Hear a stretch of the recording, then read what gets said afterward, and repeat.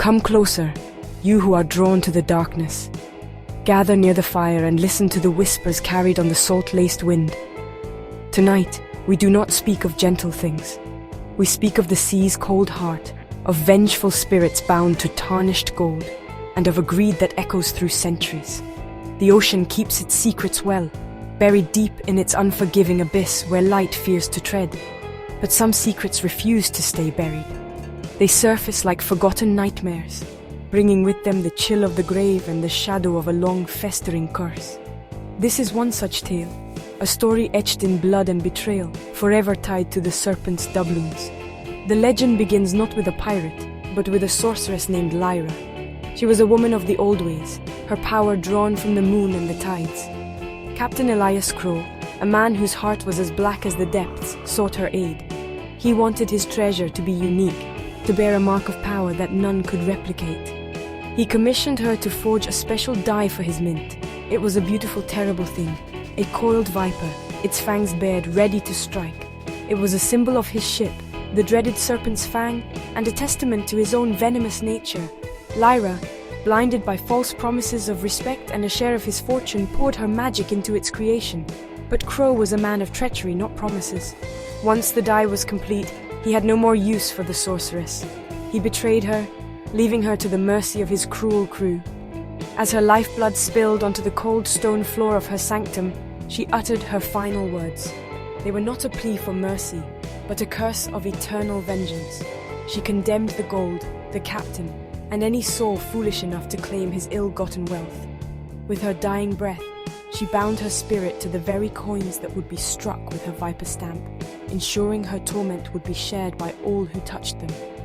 Each doubloon, therefore, was more than mere gold. It was a vessel of eternal rage. As the hot metal was stamped, it was said that Crow mixed a drop of Lyra's blood into the crucible, forever sealing the hex.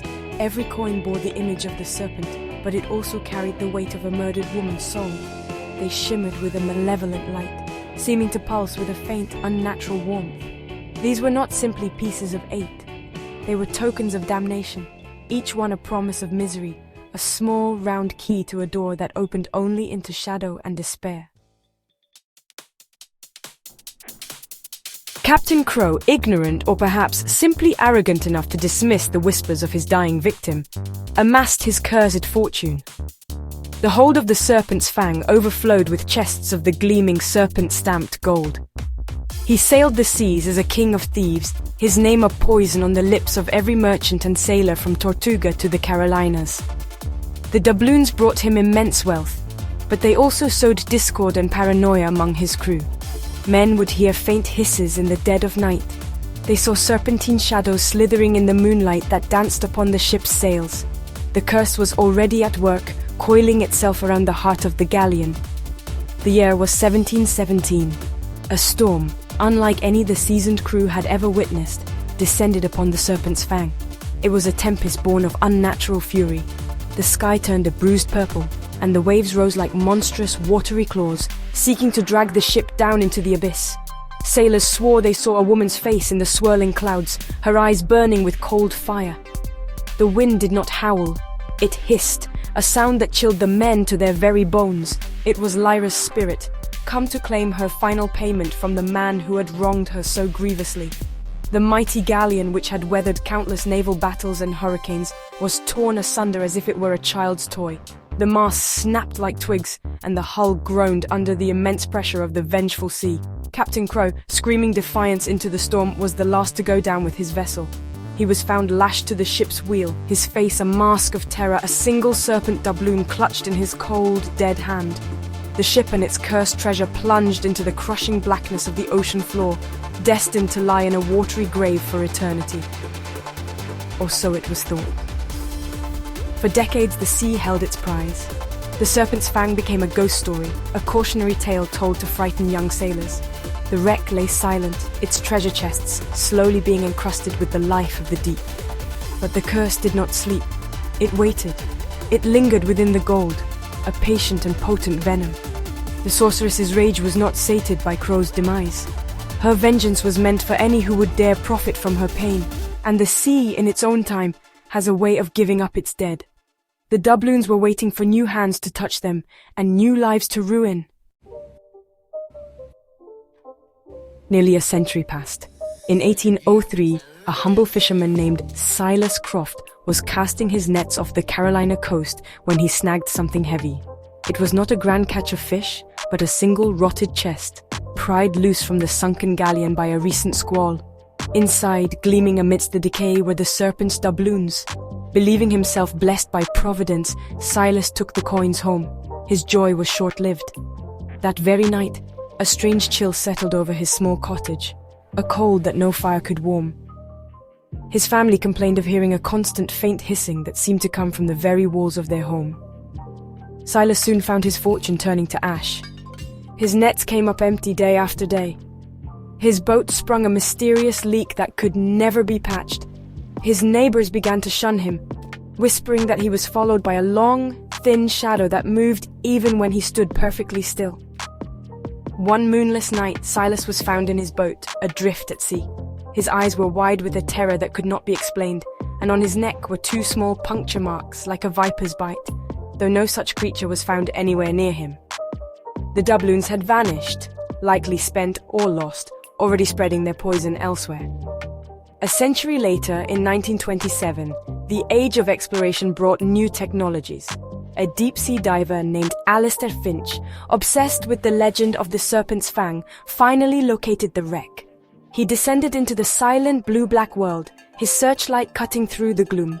He found the ship's hold and the treasure that still remained. With a heart pounding with excitement, he filled a bag with the beautiful snake-stamped coins and began his ascent to the surface. He was on the precipice of fame and unimaginable fortune, a man who had conquered the sea's greatest mystery. But the curse had not weakened with time, it had only grown more patient. During his ascent, Alistair's radio transmissions became frantic. He spoke of hissing sounds flooding his helmet, of seeing countless serpents made of shadow swimming just beyond his light. His final garbled words were a scream, a plea for help against the eels, the spectral eels with glowing eyes. When his crew finally pulled him from the water, Alistair was dead. His diving suit was intact with no breaches, yet his face was frozen in a rictus of ultimate fear. The bag of doubloons was clutched in his hand, its cursed contents having claimed another soul. Even now, on this very day, the curse endures. The Serpent's doubloons do not stay lost for long. They have a way of finding their way back to the world of the living. A few coins at a time, they wash ashore after a violent storm or are dredged up in a fisherman's net. They appear in coastal antique shops and dusty market stalls, their sinister gleam catching the eye of the unwary. The seller often knows nothing of their origin, only that they feel unnaturally cold to the touch. The buyer, captivated by their beauty and history, takes home more than just a piece of gold. They take home a fragment of Lyra's eternal torment. Those who possess a Serpent's doubloon soon find their lives unraveling. A persistent chill follows them, a cold that seeps into their bones. They are plagued by the sound of faint, sibilant whispers that slither at the edge of hearing. At night, they see them, fleeting shadows in the corner of their eye, long and serpentine, that vanish the moment they turn their head. Misfortune becomes their constant companion, a shadow that dogs their every step, turning luck to ruin and joy to sorrow. The coin is a beacon, calling the sorceress's vengeful spirit to her new victim, reminding them that her pain is now theirs to share. The legends whispered in hushed tones in seaside taverns speak of only one way to break the curse. It is a path not for the faint of heart. To lift the hex, every last doubloon must be gathered and returned to the sea. They must be placed back within the rotting hold of the Serpent's Fang, given back to the abyss from which they came. But the wreck is no longer merely a sunken ship. It is now a sacred tomb, guarded by the very spectres that claimed Alistair Finch.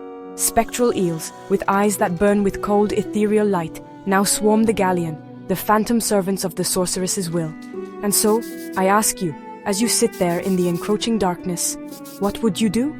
If you found one of these gleaming, cursed coins, would you take the risk?